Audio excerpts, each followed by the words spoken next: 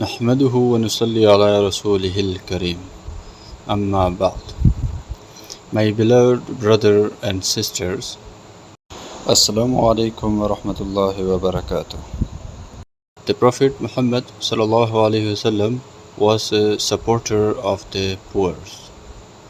Allah's Messenger sallallahu alaihi wasallam had become very popular in the whole of Arabia.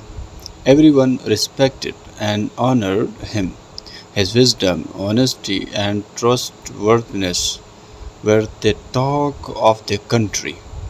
He had no enemy throughout Arabia. He was a trader by profession. He spent his life in ease after his marriage with Khadija radiallahu anha. Once famine broke out and there was a serious shortage of food in the country. Abu Talib had a big family to support. He was the head of a clan of Banu Hashim. He passed his days in want and poverty.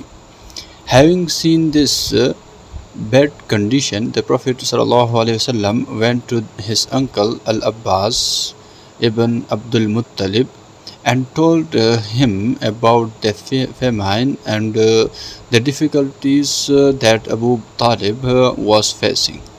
His father said that if it would be better if they each took one of Abu Talib's sons under their care. Al-Abbas agreed and both of them went to Abu Talib and expressed their desire. Abu Talib happily agreed, so the Prophet ﷺ took Ali and Al-Abbas took Jafar radiallahu anhuma. So this happened in the same year the Kaaba was rebuilt. Khadija radiallahu anha had a nephew. His name was Hakim ibn Hizam.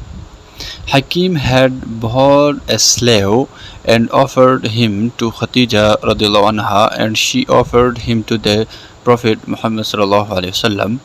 It was this slave who was known as Zayd ibn Harisa. Before Islam, Zayd was taken during a raid and sold as a slave.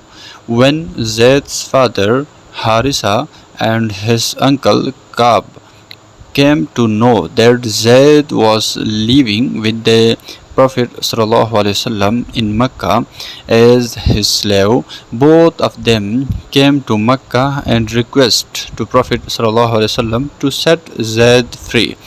The Prophet ﷺ accepted their request at once. He said that Zayd was free to go with them if he so desires.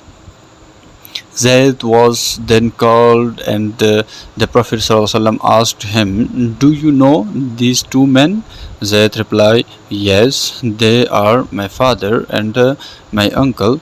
He then said, "They have come to take you back with them.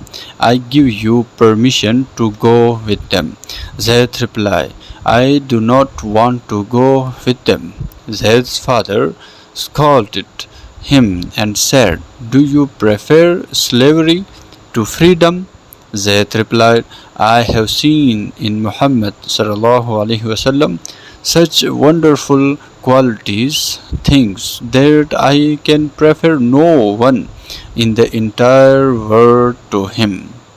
Having heard Zayd's reply, the Prophet ﷺ got up, took Zayd with him, and entering the Kaaba, said in a loud voice, "O people, be witness to it that today I set Zayd free and take him as my son."